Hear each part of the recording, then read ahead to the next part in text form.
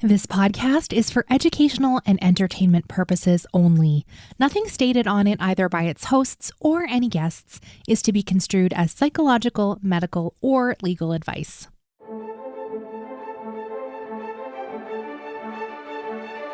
You are listening to Adoptees On, the podcast where adoptees discuss the adoption experience. I'm Haley Radke. Today's guest is Dr. Katie Bozek, a therapist and the Executive Director of KAAN, the Korean American Adoptee Adoptive Family Network. We talk about the complexity of what being asked for our story brings. Katie shares how the birth of her first child was what set her on the journey of looking closely at what being adopted truly meant to her. And we touch on ways we both parent as adoptees with a focus on building connection. Before we get started, I wanted to personally invite you to join our Patreon community today over on adopteeson.com/community, which helps support you and also the show to support more adoptees around the world. We wrap up by talking about the upcoming KAAN conference and what an adoptee-led event with a focus on community building and well-being can look like. Links to everything we'll be talking about today are on the website adopteeson.com. Let's listen in. I'm so pleased to welcome to Adoptees On, Dr. Katie Bozek. Welcome, Katie. Oh, thank you so much for having me. I really appreciate speaking with you today, and I would love it if you would share some of your story with us to start. Oh, so what parts of my story? Because I'm kind of old, so my story could be very long. Katie, I'm turning 40 this year. Now, I think my audience is going to have a drinking game of how many times has Haley said that in episodes this year. But how old are you? I will be turning 42 in just a few months. Okay, we're not old. Come on. No, we're not. Just tell us what you'd like to. Well, I think and you know, and I'm sure all your listeners know, it's such a loaded question. Tell me your story. And I think as an adoptee, for me, I will answer your question at some point, but I got to ramble for a moment, okay? Because that's what old people do. We ramble for a moment before we answer questions. You have to stop calling us old. Sorry. I do it because I don't believe it. It's like, I've gotten to this point. I'm doing what I'm doing. I'm like, how is this happening? How is this life? How have I made it this far? Right? Mm-hmm. And, and that ties right back into, telling your story it's such a loaded question for an adoptee, for me. And when I hear it from non-adoptees, I get the sense they want to know all the gritty details, right? When were you adopted? Have you been back? Have you found your biological parents? Have you found your real parents? All of that. And it's different when it comes from an adoptee. But it also still hits at that, what is it that you want me to tell you? What are you looking for? And I think as an adoptee who has lived this long, not old, it is recognizing those spaces of when you're asked a question, how do I want to answer this? And what kind of mindset am I? What are they looking for? What is their position? What do I want to get out of that conversation? Are they looking to get something out of the conversation beyond just information? And so I think my story goes right to being able to say all of that, being able to go through my life, have all those many years of just parroting back, oh, I was adopted when I was 6 months old. No, I don't know my biological parents. Oh, yes, I think that I'm happy. And, oh, I don't think about them all that much, which is a lie. And to being able to say, well, what do you mean by that? What part of my story do you want? What is it that you're asking of me, right? Which is an actually kind of funny thing to say back to someone who asked me on their show to talk about my story. So hopefully I did not offend you by that. No, absolutely not. I know that's one of the things that, like, the critique of that question is who's asking. Absolutely. Mm-hmm. And most of us listening are adopted people. Mm-hmm. And so I ask it to build a connection with you and the listener so they can be like, Mm-hmm. oh, yeah, I totally get that part. I identify with that.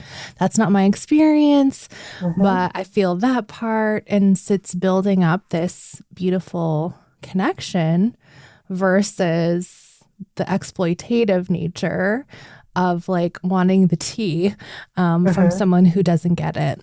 Yeah, I think there's, definitely something about, asking that question as wanting to get information versus really wanting to understand the process and understanding that there is a process to being able to share your story.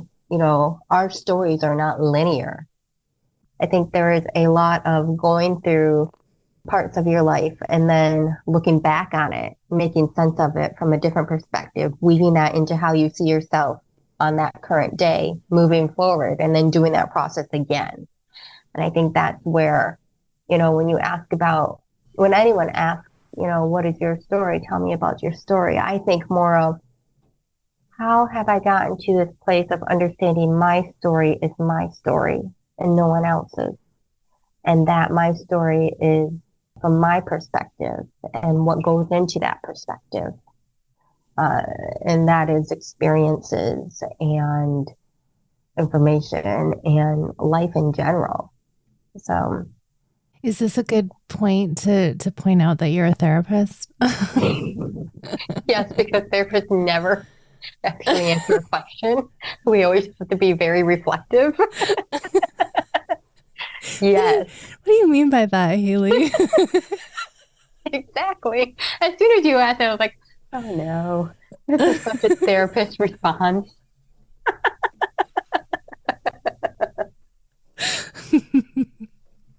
Which is, it's a funny thing because I feel like, I am a therapist. I'm a licensed marriage and family therapist, but I feel like every day I learn something more about myself. I learn more about humanity. I learn more about my role in humanity and where I fit. And that's such a beautiful thing. Mm-hmm. So you were adopted from Korea Mm-hmm. and you now live in Michigan. Is that right?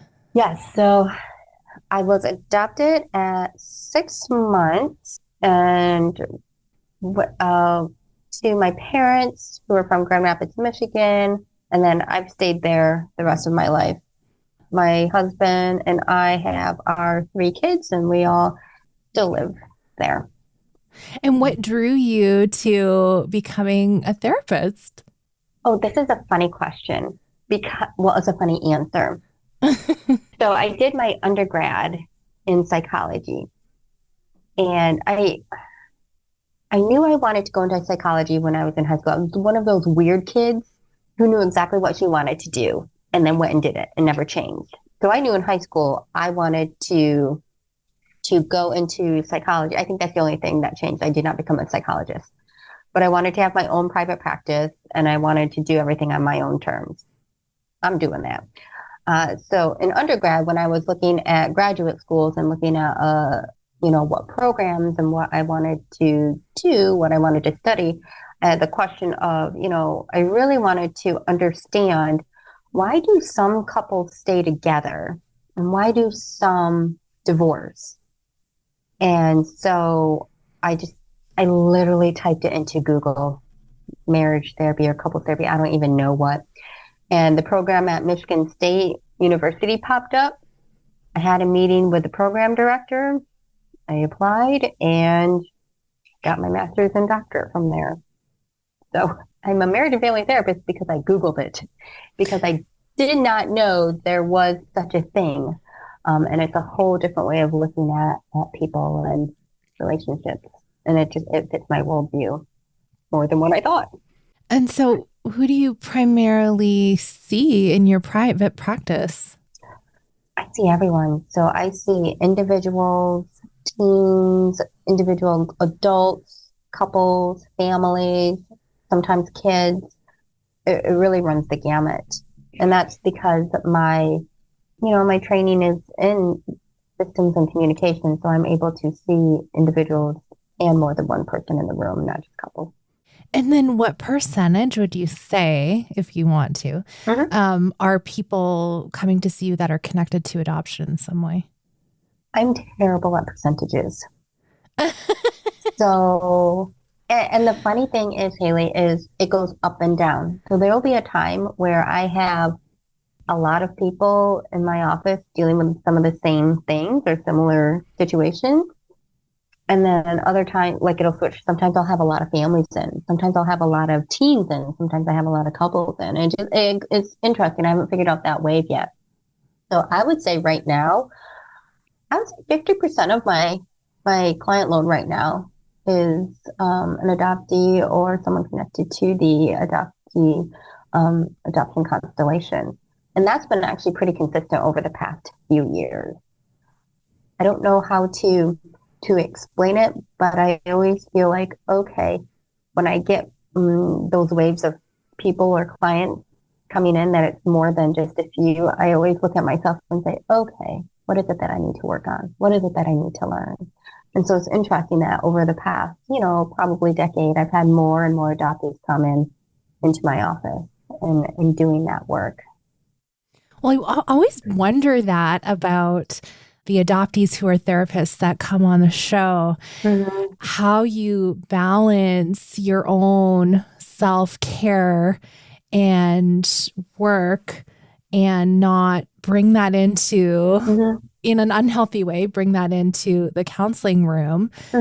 Because, oh my gosh, it could be so activating or triggering for someone if you haven't personally worked on those things in yourself first. And you definitely have to work on those things, and you have to work as a therapist in your training and beyond that, in your own boundaries and recognizing what is your own personal response and how does that fit into what the conversation is. And so I'm very aware of that when someone says something, whether it's an adoptee or not, and I have my own response of, this is a very strong response, and I have to quickly put it in check and understand where to locate that and what to do with that. I'm curious when you first started encountering adopted people in your life. Like, did you know any other adoptees growing up? Did you know any other kids that were people of color, Asian, Korean? What did that look like for you in childhood and beyond? So it's interesting because how did it go? Then our neighbors at the time in the 80s worked with someone who was looking to adopt. And that couple ended up meeting with my parents and going through the adoption process at a similar timeline as my parents. And their daughter came to America, 6 months or a year after me. And they would get us together. Her and I are not that far apart in age, I think a year. And so we were pen pals because during the 80s, we didn't have, technology. So I have somewhere in my house, crayon written letters to each other. And it's funny because we've always known that, but that's not something we always talked about. And that's always an interesting thing when I really think about it, because I think about all the other families who have other adopted siblings in their families and how some don't talk to each other about that experience. And actually so I had her growing up, and then the area that we lived in is predominantly white. So I think we had one Black girl in my class, two Black teachers in elementary. I'm thinking about elementary. And then we moved to an even more predominantly white suburb in junior high. And I think there were 5 other Asian students that I avoided because I didn't want to be outed that I wasn't actually quote unquote Asian, right? That's how transracial adoptees tend to feel, right?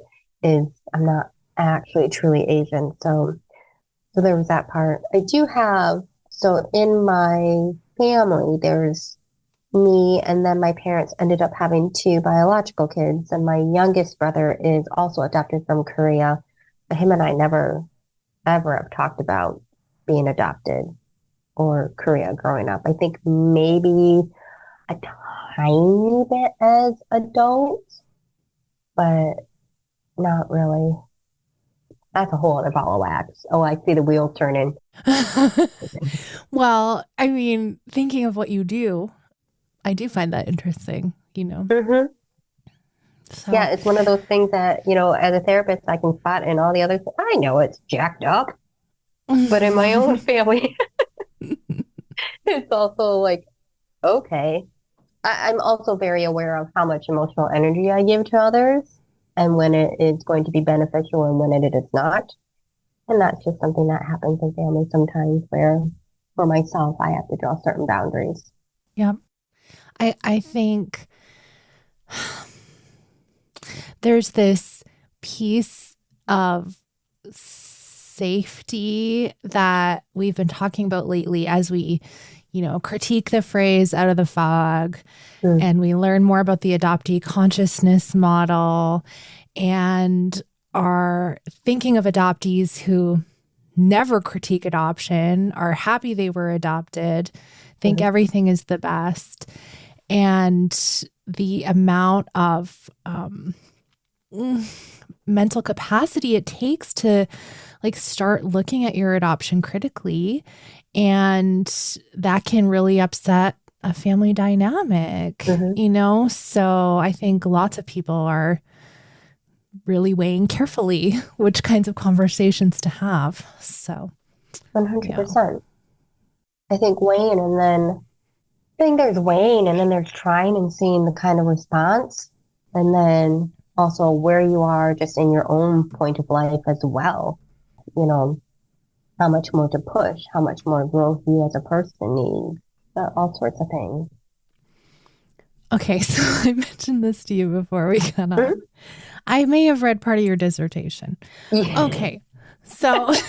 Oh, God. Okay, I do have to preface, that's been 20 years ago? So I might not remember anything that you read. Well, this was submitted for your doctorate in 2009. So we're not quite 20 years. What is this? Let me look at the front date just to make sure. Yeah. This is no, that's gonna be like 15 years. It's okay. I'm not gonna give you your panel questions. No. Easy softballs. No, you were just talking about this safety. So you interviewed 15 women who were adoptees, all adopted from Korea, and talking about different moments in time through the life cycle of, you should really tell us what it is about. But my question is about a specific time. A lot of them, it seemed to me, when you were talking about elementary age, some of them were expressing trying to maintain safety for their adoptive parents in not sharing the episodes of racism and discrimination they were already facing from their peers in elementary school. And I thought, oh my gosh, we're brought into these family systems as infants or young children to make a family and do something for the adoptive parents. And we know that innately. How does a little kid know to protect their quote unquote, protect their adoptive parents from the pain they're experiencing? I just found that so sad. It is very sad. And these are just my thoughts. Okay. I don't have research to back any of this up right now. But I think about all of the small moments that we go through each day that actually end up being really big moments. So I think about parenting and even just myself as a parent, those moments where someone might come to me, one of them might come to me when they were little. And how do I validate their fears or something that happened that I might not think is so big, or I might not understand it.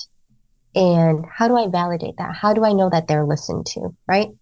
I always say that I would be a completely different parent if I did not go through therapist training because of how I was brought up. My parents, and and the thing is, it starts from such a young age where we don't have those conscious memories of asking questions or bringing something up. And I promise, Haley, I'm going to weave this all together, okay? But I think about, because I have thought about this quite a bit, just for myself. I've got 3 kids. Right now, they are 16, 14, and 11. But when they were younger, and it started with my oldest, he would ask me about Korea. He would ask me about my first family. And I'm trying to remember what specific questions he asked, because all 3 of them asked different sets of questions, what I found very interesting. He focused more on my birth mom and being sad that I didn't know her and that he didn't know her. And I remember when he brought it up, I don't remember the exact question. I just remember being caught off guard. Like, oh, like that's not even something that I talk to you about or like I bring up. I mean, honestly, his birth is what set me on this whole journey of like going through, like really looking at, being adopted, what that means to me. And so then when my second son came and he asked questions about my biological father, and that caught me off guard because I didn't really, we talk so much about mothers and not so much fathers, right? That caught me off guard. And he asked questions, and between the 2 of them, I was like, I answer them with, I don't know. And I'm very careful with how to, tell them I don't know. I don't make up lies for them. I don't do anything. If I do ask them, what are they thinking of? And having those 2 experiences made me think about what would it be like what was it like when I asked those kinds of questions? Right? Because they asked pre-conscious. They were probably 4 or 5 when they first started asking questions. And I thought, that's how I knew not to ask any questions. Because even now, if I bring it up, to be honest, Haley, my parents, they don't even know what I do for KAAN. I don't even think that they know that KAAN exists because they don't ask. I've tried, I've given it out, and there's nothing. So I just think, well, that was there before. So I just think about, okay, I had to have been dismissed, had to have gotten the notion somehow, because kids are so observant of people's reaction. So any slight reaction, is going to give that idea of, oh, I shouldn't ask that. Oh, that's not safe to talk about. Oh, mom, dad, they don't want to talk about that. So I'm just not going to say anything, right? And so, the same thing happened with my daughter when she was, started asking questions. And her questions were, I don't know if there are questions and also demands. And I laugh because it'd be random, like driving someplace and she'd ask me about my birth mom and why don't we know her? Why don't you remember? Like she was really stuck on that. Like, why don't you remember her? Like, I don't get it. And that makes, like, you should know where you were born. You saw it. Like, why can't we just go there? Like, it made her so mad, like a little 3-year-old, so mad. And actually, all 3 of them came to the conclusion. I think this is the point I'm processing through and remembering. All 3 of them came to the conclusion and asked me if they had died. And I said, I don't know. And I thought about it. And I thought, well, yeah, to them, that would be the only logical reason why I would be separated. That's the only thing that makes sense to them. And just putting it in like a child's mind and understanding that. And then thinking of myself, right, at that age. Like for me, when they were asking questions, this is a very natural process for children who are adopted or have that in their life to ask questions, to want to understand because they have a child's mind. Now, how that gets weaved into the story, that parents tell is a whole other thing. And I have absolutely no idea if I answered your question. I know I asked about in your dissertation and about these, women who as children Oh, yeah. already felt this innate need to protect their adoptive parents from the Mm-hmm. pain they were experiencing. And for me, I see that as this underlying need of like, it's not about a home for us. It's about family building in a different way. And yeah. Yeah, and how that gets, it's not, it's again our story. How does that become our story? And what happens when all of that collides in that moment of a child asking about their family, their first family? And what is the response to that? Is that validated? Do adoptive parents get mad? How is that handled? Because kids are going to take that and learn from that. I'm not sure where to go next. Are you comfortable talking about your adoptive parents a bit? Because I feel like I was going to poke there, but I don't want to if it's like. Well, I guess it depends on what you want to ask. There's not really, I have pretty firm boundaries with them where, people would look at me and say, I don't really have a relationship with them. They're not the most healthy emotionally to do that. And that's something I've learned over the years, and it's something I continually try to navigate because, it's one thing for me. I never want to deny them a relationship with my kids, but at the same time, I also want to protect them from some of those repeated patterns. So it's like constantly like, ugh, what do I do? Right. And it's not always like there's the emotional part too. But, my dad is still very much of the mindset of the color blindness model. And that is very opposite of what my husband and I teach my kids, and my husband is white. So my kids are biracial.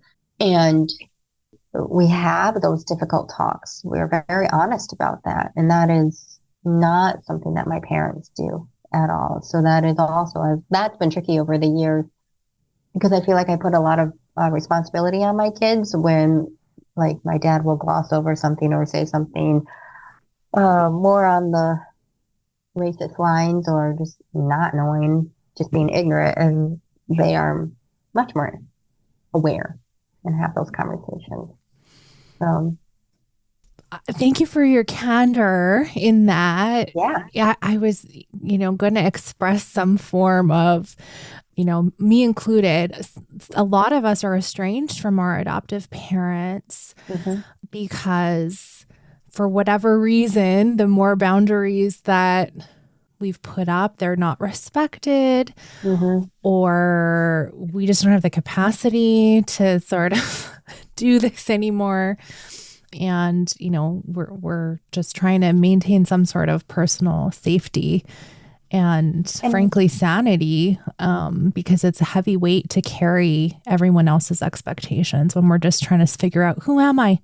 Who am I yeah, still in my 30s? Who am I? and it's hard. It's so sorry, my brain's like exploding. There's a lot of different layers because I think it's very easy for outsiders and also for people within the system to say, oh, you just need to accept that, we're your family and you're adopted and just be okay with that and be happy and not have questions and not feel any of the other feelings, right? And that's the message, going forward. But that is only one narrative. I think the parents who are able to accept that there are multiple narratives there and that one is that theirs is not the most important all of the time, that lends itself to more healing, to more conversation, to more emotional availability on both sides. And that starts going right back to what I was talking about with the kids is how is the parent able to hold on to their own feelings and to be able to say, okay, tell me more. This is about what's going on for you. And that's a skill not just for adoptees, but just in general. So I was giving this example I'm going to say the other day, but I actually mean the other month. So we we moved 4 months ago, and my daughter was having the the most difficult time, like to the point where even today she refuses to call the new home home. That's the new house. Her home is where we used to live. Totally fine. Totally fine. Okay. And there was a day where she was really, really missing her home and crying and just telling me she was having a really hard day. And it would be very easy as a parent to say, yes, but look at all these great new things here. And, at the new house, you get this and that and all of this. And, it's so great here and blah, blah, blah. That would be missing the point. The point is you really miss your home and you're really sad today. And that's okay. I can see how you would miss your home. Doing that kind of process is what builds that relationship and that safety in the relationship. Whether it's talking about adoption or moving or someone making fun of me at school or anything else. It's like, can you set aside your own? Because I mean, inside, my first reaction was, are you kidding me? We bought this beautiful house and you're not happy. Not really. I mean, I totally get it. But it's like that process, that skill. A lot of parents, sometimes that's hard for parents to do. I get it, but it doesn't make it right when they don't. I kind of flagged this thing that you said earlier that you were like, I don't lie to them. I don't make up stories, right? And I'm like, absolutely. I mean, we don't even do Santa at my house because of that very reason. Yeah. Because as an adopted person, I just wanted the truth all the way along. And every time I discovered another lie, be it Santa Claus or whatever manufactured story, was on my government paperwork, it was just one more like, see, this is not trustworthy. And I don't want to have any of that with my kids. I wonder how many of us have that sort of feeling as parents, adoptees who are parents. Yeah.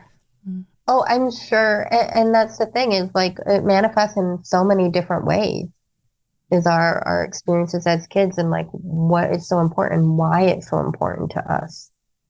I want to switch. Let's talk about connecting with fellow adoptees. Yes. So what did that look like in adulthood for you? Oh, so like I said, my whole like adoption journey where I am today, well, no, I back up. It's always been part of me, but I really put a lot of work and intention into it after my son was born. After he was born, I think we brought him home we were home 2 or 3 days later, and I had laid him down on the floor, and he just started crying and flailing his arms, and I immediately flashed to thoughts of that's what I must have looked like when I was left, because I was found, quote unquote, near a police station. I don't even know if that's true or what that means, right? And from that moment on, I've been on this journey to understand, to heal, to connect, to do all of that. So from that, at that point, I knew a few adoptees. Here and there. I was in graduate school at that time. So actually doing some of these interviews was really hard because I didn't know a whole lot, but also really helpful in healing because there was a lot of things that I could connect with and what they were sharing with me. And then some I stayed in contact with afterwards. And then at that, I don't remember how everything came together or what years it was. I started to don't remember how I got roped into it. And I use the word roped specifically because it was doing panels for adoptive parents, prospective adoptive parents. Oh, no. But I know. think about so early in my journey and just wanting to share my story and share with them that it's not all roses and rainbows and you have to do a lot of work. So I took it very much on as you have to do the work. Well, that's interesting, Katie, because you obviously were already very aware at that point then. Because I've talked to many adoptees who were involved in those kinds of things who Yeah. were still saying, it's all good, Oh, no. Oh, God, no. as a sense of self-protection, right? Yeah. And I was very fortunate because it's horrible because I've lived a long life, Haley. Not old. I've lived a long life. I don't exactly remember how I became friends with the friends that I did the panels with, but I'm still friends with them. And we were all of the same mindset that no, you parents have to do the work. You have to do this. At one point, the last panel I ever did, and it makes me cringe now because I did the panels for Bethany Christian Services. Yeah. See? Yeah.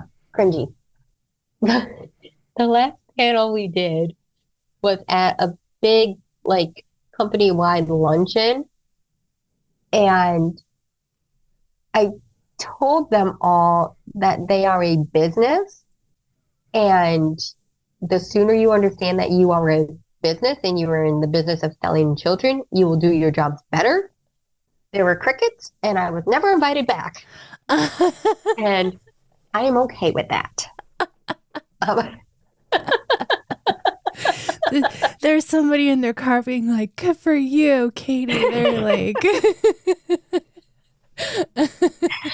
but it, through being able to do that and to share those kinds of experiences and to reflect, and then, yeah, just added a few more. I went to KAAN in 2013 because it was in Grand Rapids. And one of my friends, who was a friend of a friend, was helping with the local logistics. And so and then, that's right. Sorry, it's kind of like all blurring, trying to remember like the timeline of things. I started going to, at some point, we had a Michigan adult adoptee group that was started 20 years ago, and they would meet for dinner once a month around the state, and it was open to all adoptees. By the time that I started going, it was mostly just Korean adoptees. And then, so we did that for several years. And then with KAAN, we presented on the group. I think I presented on something else too. I don't remember.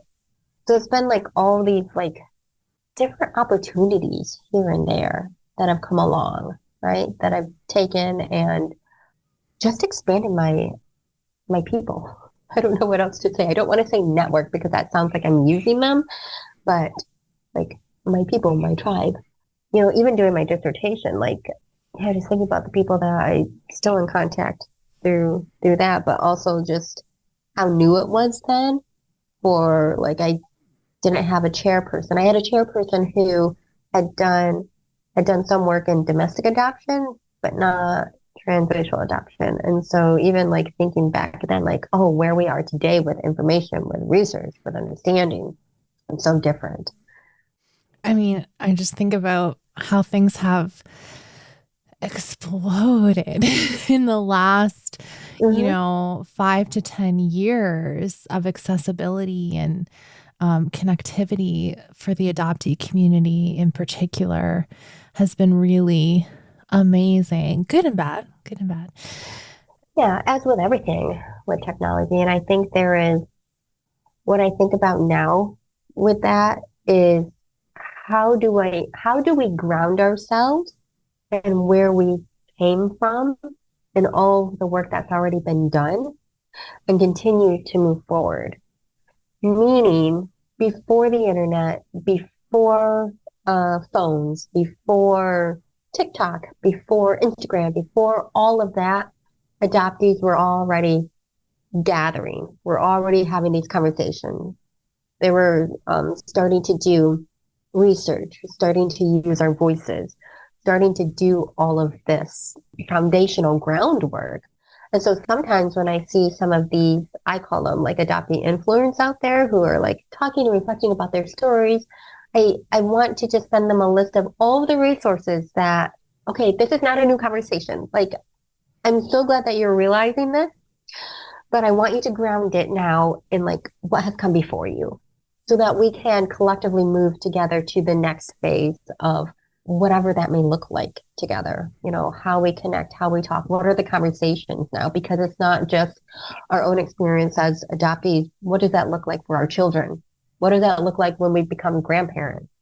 What does that mean? We know adoption is a lifelong journey, quotes, air quotes, but what does that actually mean relationally? Mm-hmm. And for our stories? How does it, you were talking about what is important to you and having the truth. That was really important to me when I told my kids about my adoption. And when we talk about that we are 100% honest that I don't know. And I will tell you I don't know because I cannot lie to you because I don't want to lie to you about that. Yeah, so important.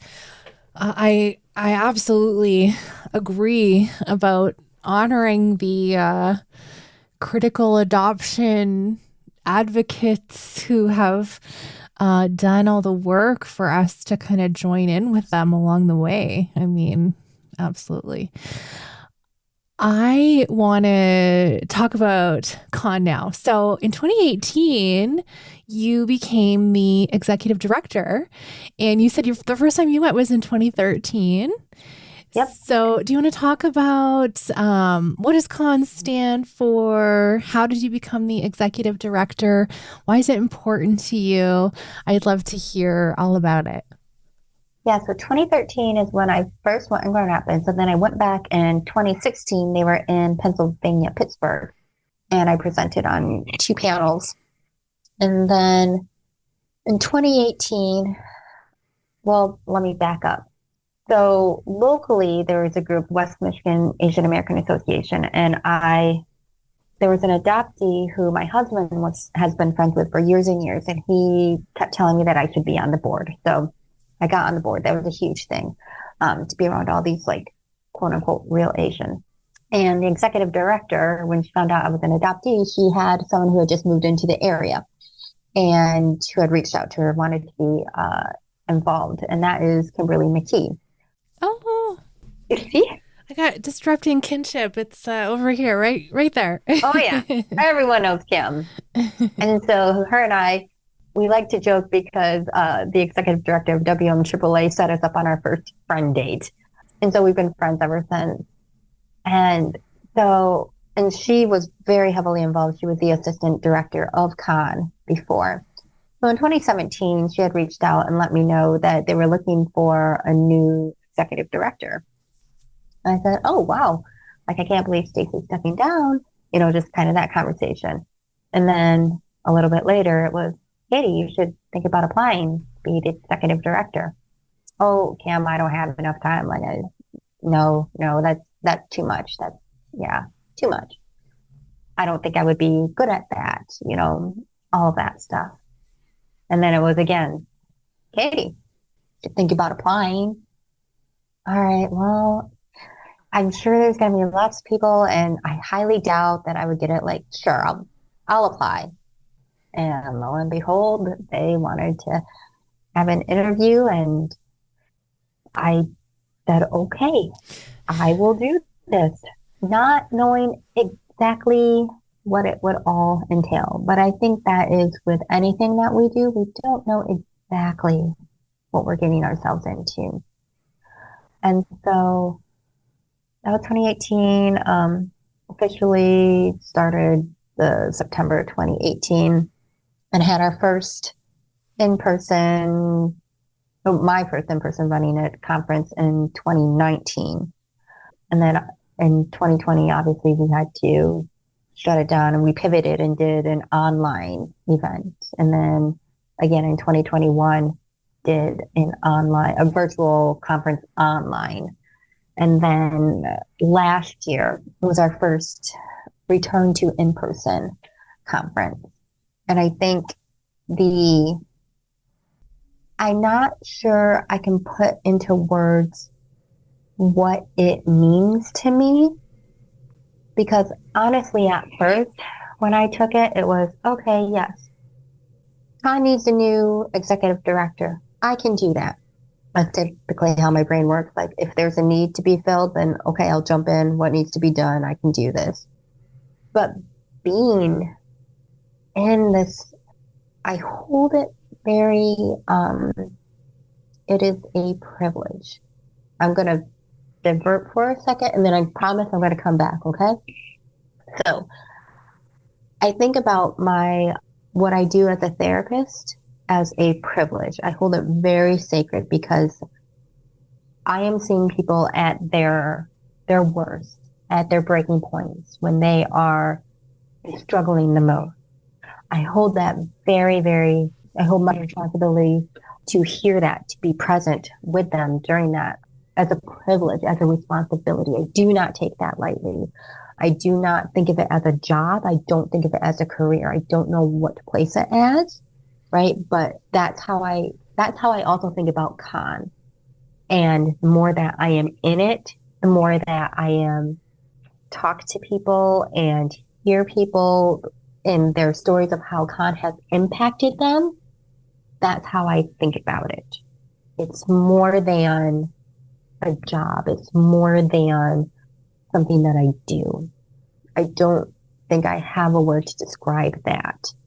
But I think that's how it is for those of us who do this kind of work, because we all do it on a volunteer basis. And I don't think people really understand what that means. Like, yeah, sure, I don't get paid for that. But that also means that I will go through a full clinical day, and then I'll do a meeting at night, or host an event, or do emails, or something. It's more than just putting things together. It's trying to explain to someone why we do what we do. It's so many different things, right? And it means so much because when I hear people and I see people at the conference or get emails of how KAAN has impacted them, it's just like people need to have this space. And it's, I think about social media influencers as starting the conversation, getting people to start to think differently. And then I think about the different organizations that are providing different cultural activities, connecting with each other, doing, those social aspects. And I think about KAAN as this is where we have the really hard conversation about adoption, about what it means to be an adoptee, what it feels like, looks like. That's where we have the tough conversations. That we need to have a space to have those tough conversations. And I think that's taken me a few years to get to understand, just what KAAN is within the community of the different adoptee organizations out there, is that this is where you have the tough conversations. It's not an easy space to be in. Okay.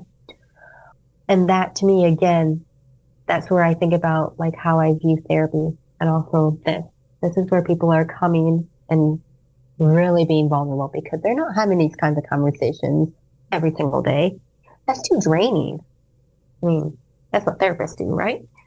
And so I think it's, I had one person come to me last year and just thank me for the conference and for KAAN. And it's not just me, mind you, it is not me. There is a team behind me that they do the work, right? This is very much a team effort. Most of it reminded me what I need to do. And this person came up and was very teary-eyed and just said that, and I'm not joking, the person said that we saved their life. And that, to me, I will never say that's what we do, but to hear someone else say that, to know that's the kind of impact that we have, yeah, I'm going to keep doing this and make sure we can keep, having space for these tough conversations. And, KAAN is the Korean American Adoptive Family Network. But Stacy Schroeder, the executive director before me, had started to move toward we are open to anyone.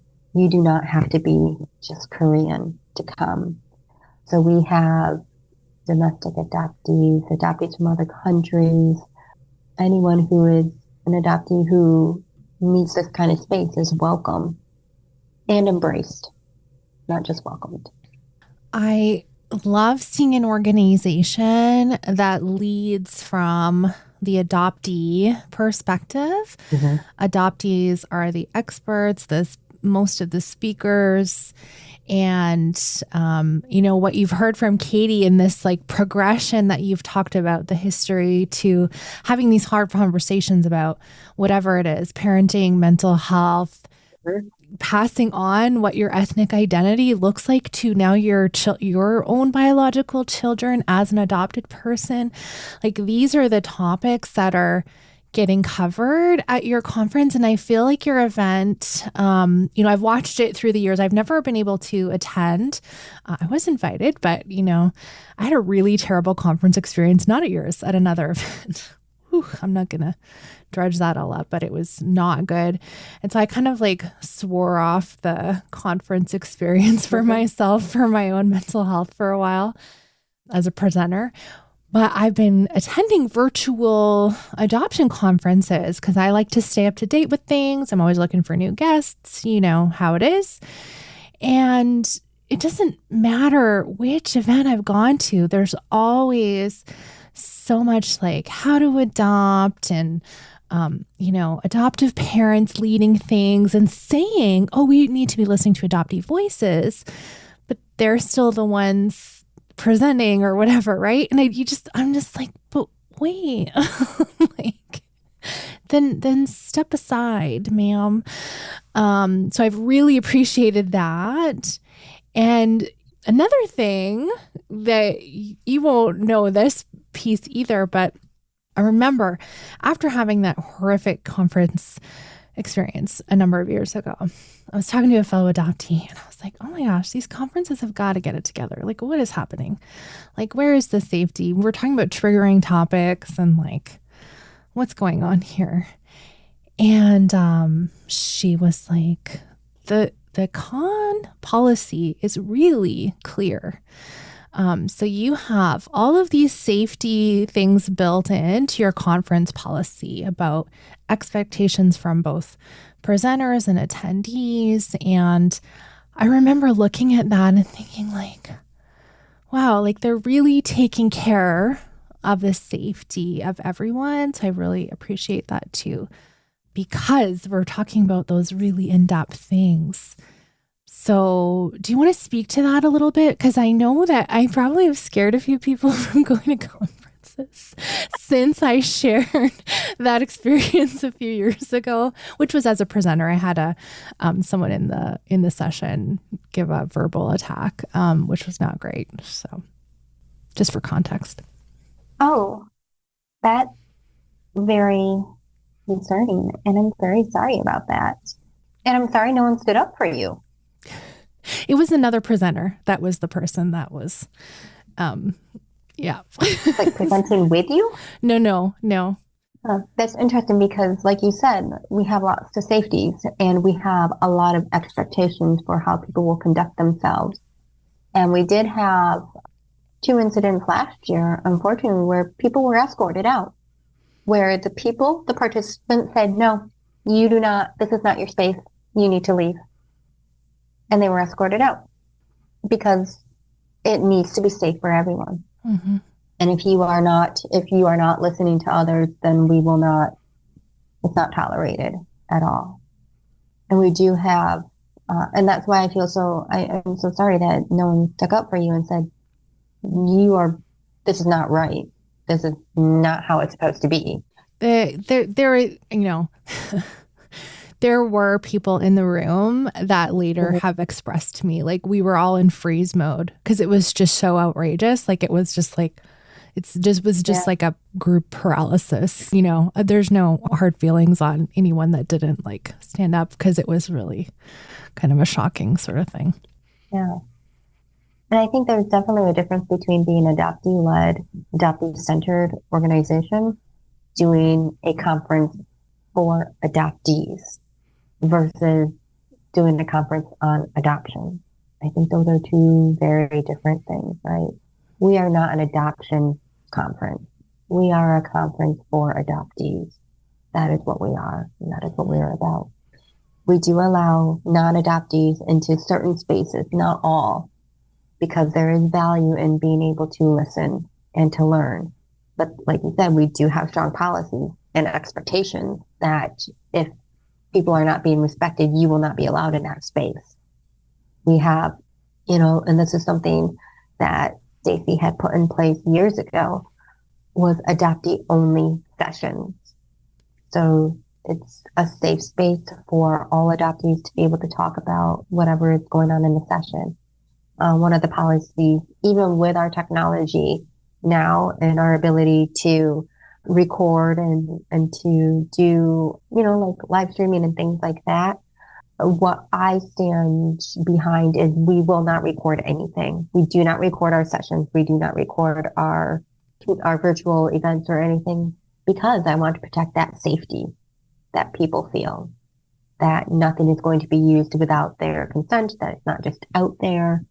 And I stand by that pretty firmly because, like you said, we want to feel safe. So we do everything that we can in order to do that. So, you know, how we work is we, you know, on our registration, we identify those who are first time attendees, and we send out we send out special emails to them.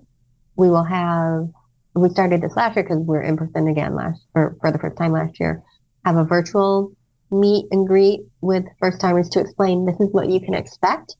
Also, if you're here, if you're going on your own, like you can meet other people in this space. And we also have that Friday at the beginning of the conference, the space for first time attendees, to reiterate this is what you can expect, meet some people. And then there's also a short debrief time on Sunday for anyone who just wants to debrief and talk or listen about the weekend, because it's heavy. It's a heavy weekend. So those are just, you know, some of the things that we do to try to make sure that those who have not been there before feel supported. Not that we don't support those who have been there multiple times, right? Absolutely. Yeah, no, I totally get what you're saying. Okay, so you're in Illinois this year? Yes, we are in Rosemont, Illinois this year, the Westin O'Hare. We are right near the O'Hare Airport, close to the Blue Line to go downtown. Yeah, I'm excited. I'm excited for it. Although it does raise my anxiety as well, but mostly excited. I used to work for an organization that put on giant conferences, like with 10 to 15,000 people. So the stress level of events is like, woo, very real to me. But we'll link to the registration info and everything for everyone. If you're listening when this drops, the conference is June 30th to July 2nd, 2023. But of course, you're a yearly event and you've got all the sessions up already that people can check out. I mean, God, these look so good. I don't like that you don't record them. I'll say that because I won't be able to see these. I know. But we've gone back and forth, and we come back to what is the safety of our attendees. Absolutely. I know. I'm just giving a little, I know. bias for Canada because flights down there are not exactly always a great rate. So a friend of mine, Michael Thielman, he is with the Korean Adoptees of Canada. He is from, Toronto. He's driving down. So you can drive down. Although I don't know where in Canada. So I think that's a really long trip. But okay. Okay. Tell us where we can connect with you online and find out information about the conference while I Google how long it would be to drive from where I live to the conference, just for funsies. You can find all the information that you need about the conference and social media and all the things at www.wearekaan.org. And KAAN is KAAN. And what about folks who are looking for a great therapist? Oh, no. Unfortunately. You're booked? No. Yeah, I think pretty much every clinician since the pandemic has been. Isn't that sad? I know. It's hard. It is. We can go on your wait list. We'll link to your website so people can go on. Oh, my business website. I'm a therapist. I'm not a business person. That website is old.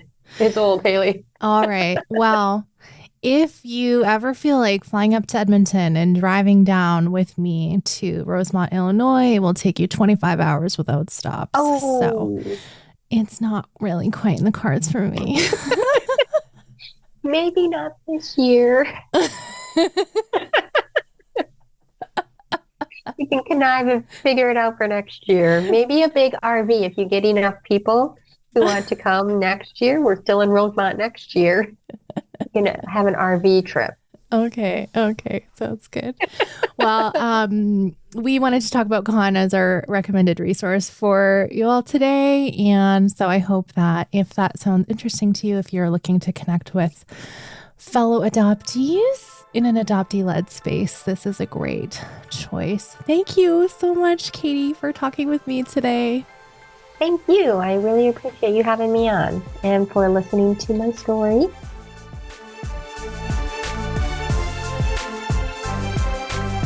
I had so much fun talking with Katie. I don't know if that came across, but we had a really great time. So thank you so much, Katie, for talking with us. And if you decide to go to KAAN because of our episode, make sure you let them know when you register. I want to see how many Adoptees On listeners attend. I am really thrilled about the virtual ways we have been building community over on Adoptees On, the Patreon side of things. We have a weekly podcast episode. We have book clubs. We have off-script parties, which are Zoom parties, and all of those things over time, it really has built some really incredible friendships, both for me and also for listeners who just want to connect with other fellow adoptees who are unpacking what impact adoption has had on our lives. Some folks are navigating reunion stuff. Some folks are not even sure if they want to search. And a lot of us are talking about advocacy and what it looks like to tell the whole truth about adoption in our everyday lives. And there's a cost to that. So those are a lot of the topics that we kind of cover on Adoptees On Patreon. So if you are interested in becoming a patron of the show, you can pay yearly or monthly. adopteeson.com/community has details of all the things you'll get if you join us. And this month we are reading Harrison Mooney's memoir, Invisible Boy, which is so very good. And we're really excited to welcome Harrison to a live Zoom at the very beginning of May to talk about his book with us, with our book club. So if you're interested in that, adopteeson.com/book club has details of that and some of the other books we'll be reading this year. Love to have you join us, and your support is what makes this show keep existing in the world. Thanks so much for listening. Let's talk again next Friday.